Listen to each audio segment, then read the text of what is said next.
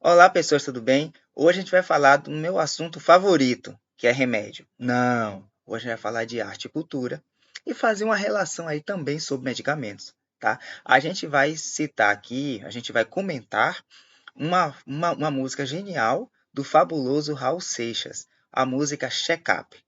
Fica comigo que vai ser muito interessante depois da vinheta.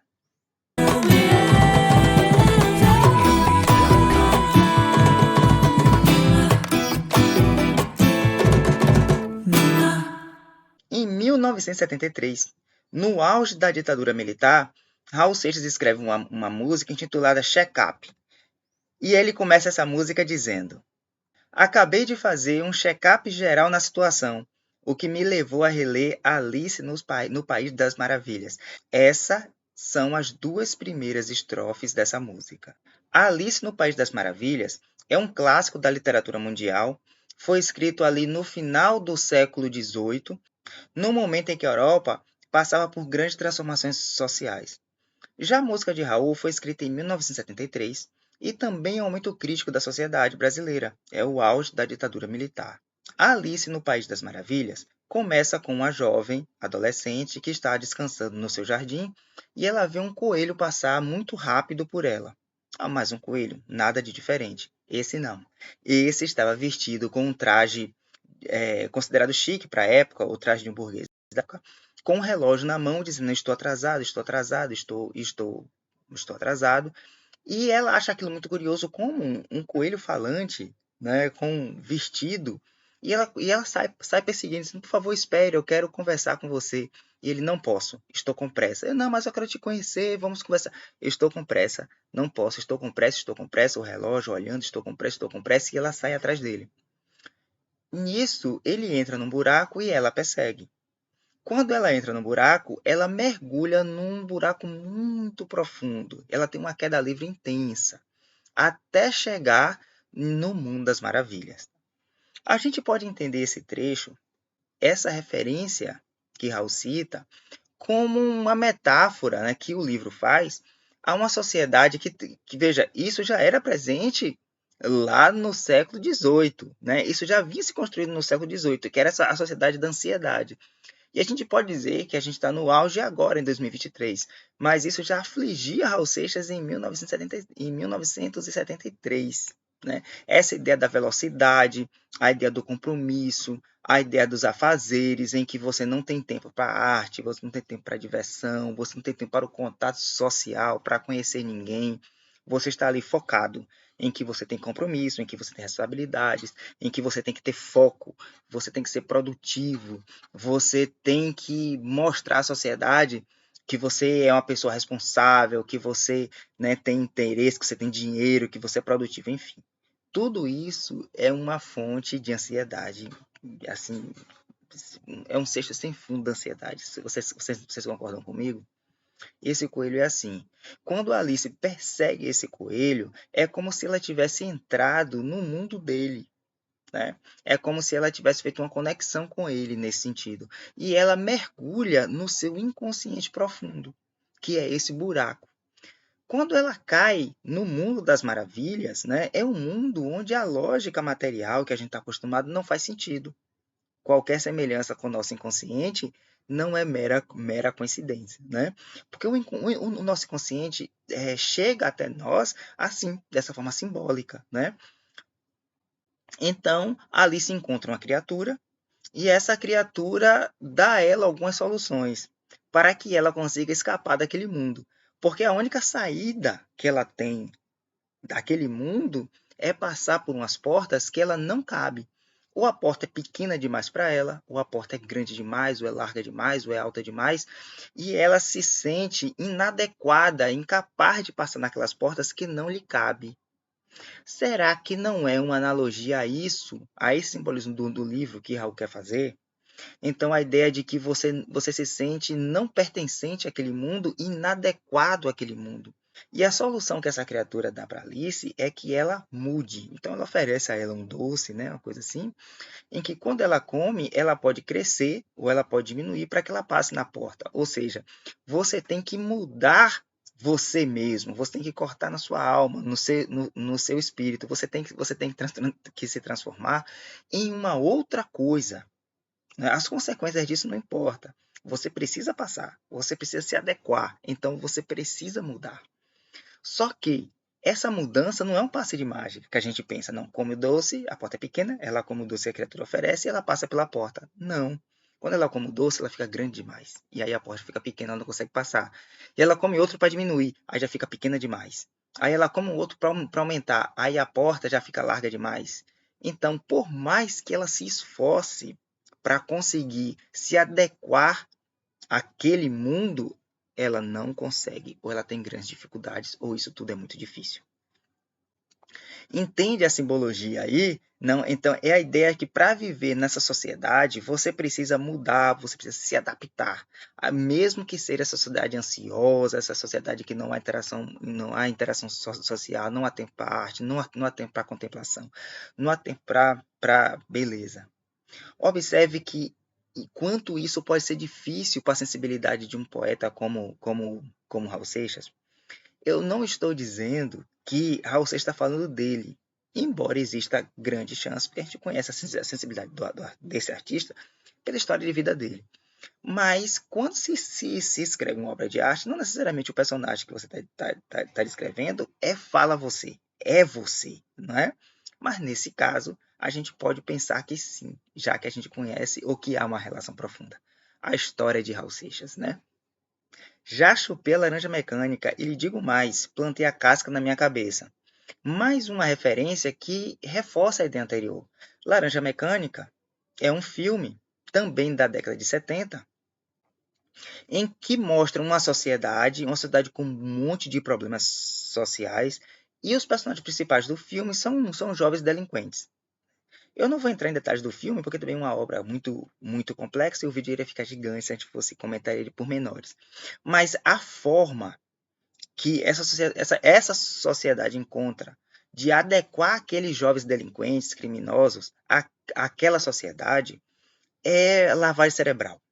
A lavagem cerebral ela não é possível, como está escrito no livro, como uma obra de ficção, mas ela é um símbolo de violência em que o mundo, a sociedade, ela quer que você se enquadre às suas regras, mesmo à força, mesmo que ela tenha que mudar pela dor, pela violência, sua forma de ser, sua forma de pensar, sua forma de entender a vida.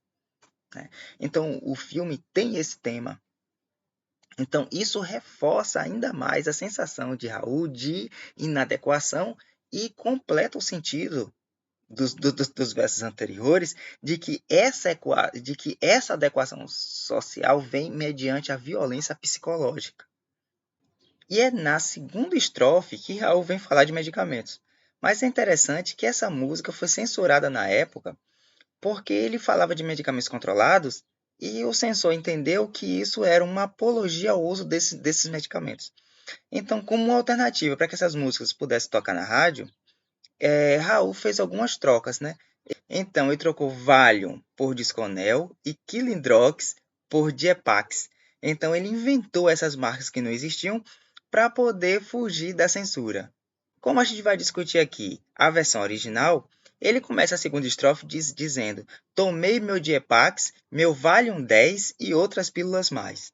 Essas são duas marcas de diazepam. O diazepam é um benzodiazepínico.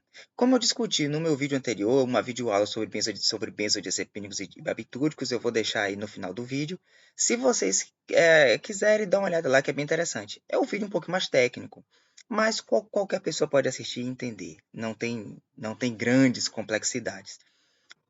Os benzodiazepínicos, eles se ligam nos receptores GABA, no cérebro, no sistema nervoso, e aumenta a afinidade do receptor por um neurotransmissor chamado ácido gama-aminobutílico.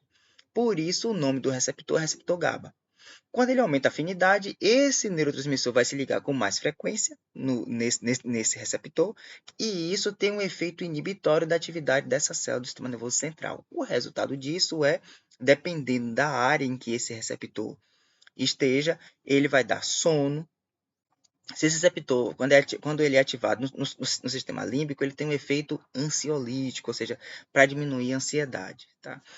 Nesse caso, opta-se pelo benzodiazepínico, especificamente o diazepam, porque o diazepam é um medicamento de ação longa. Como ele é um medicamento de ação longa, você tem menos risco de dependência, né? Eu também discuto isso no meu vídeo anterior.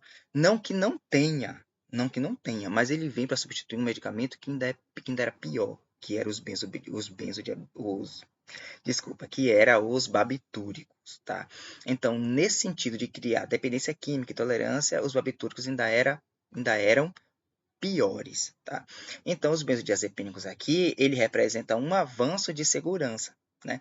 Mas os benzodiazepínicos também provocam dependência química e tolerância. Ou seja, com o passar do tempo, o medicamento perde a sua efetividade e você vai precisando de doses cada vez maiores. E doses cada vez maiores é mais risco, né? O Valium 10, ele cita Valium 10 porque o 10 é diazepam de 10 miligramas, que é a apresentação de maior concentração, porque também tem o de 5 e o de 2,5.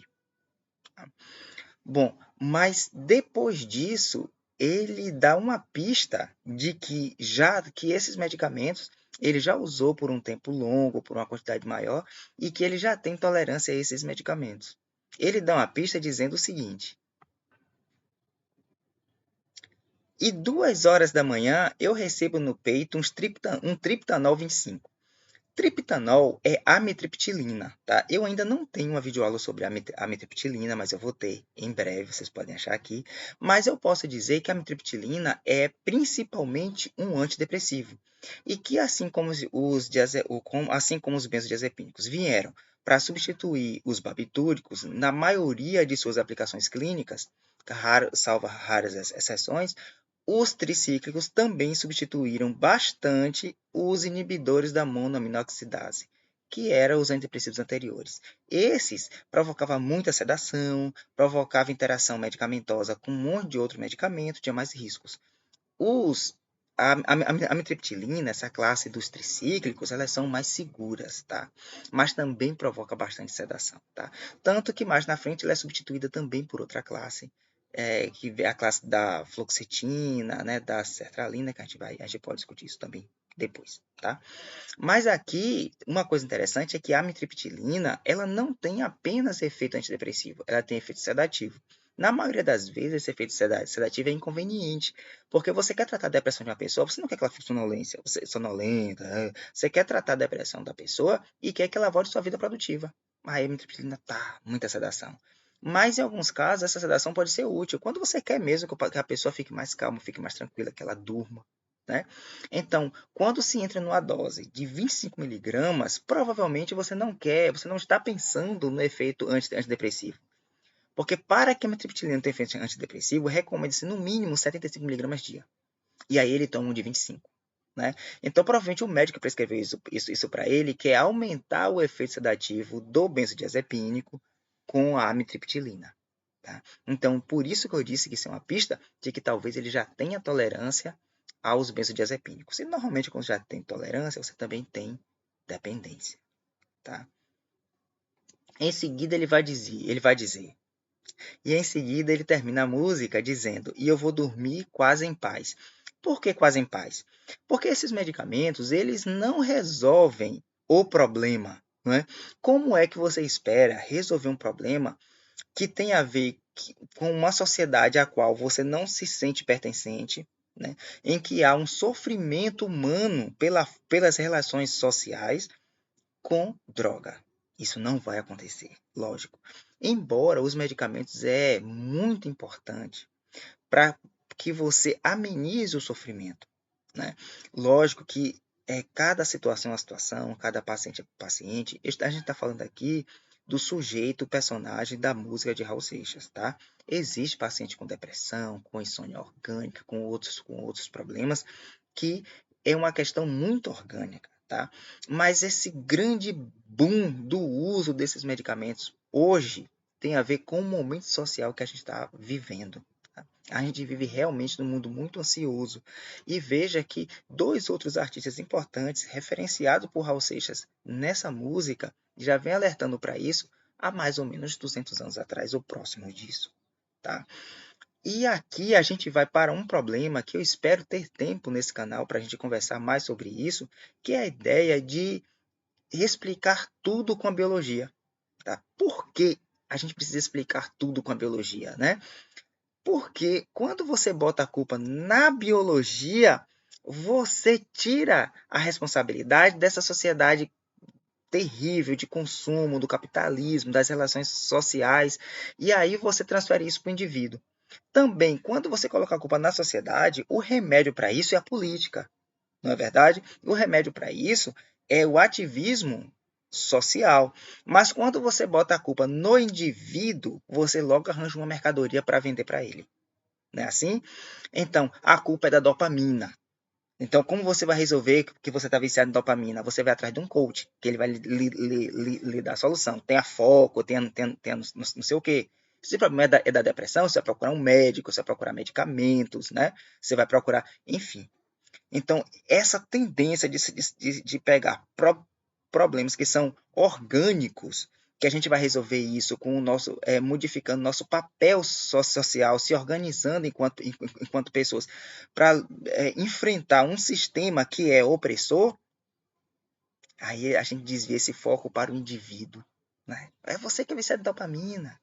É você que é depressivo. Não é o trabalho que tá tirando seu couro. Não é porque você está sendo explorado. Não é porque você sai 5 horas da manhã para o seu trabalho, pega um ônibus lotado, chega lá 8, aí você trabalha mais 8, aí você sai de lá, tá, já no final da noite, você chega em casa umas 10 horas, seu filho, quando você vai olhar, seu filho está dormindo.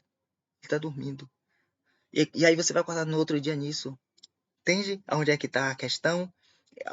Aonde é que está a denúncia do autor, a denúncia do sábio Raul Seixas aqui? Você não tem tempo para olhar as estrelas, você não tem tempo para poesia, você não tem tempo para arte, você não tem tempo para filosofia, né? Você é moído e cuspido nessa sociedade que quer desempenho, que quer que você tenha foco, né? A escalada social. Você não é quem você é quem você aparenta ser. Então você tem que trocar de carro, você tem que mostrar que você chegou lá, você tem que acumular na sua parede o diploma A, o diploma B, o diploma C. A gente vai sobreviver a isso? Eu não sei, né? Quem pode nos salvar disso? A arte. A arte. E os medicamentos ajudam?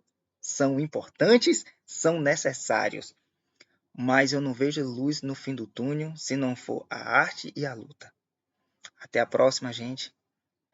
Eu espero que esse vídeo tenha tranquilizado vocês mais do que preocupado. Ai, meu Deus.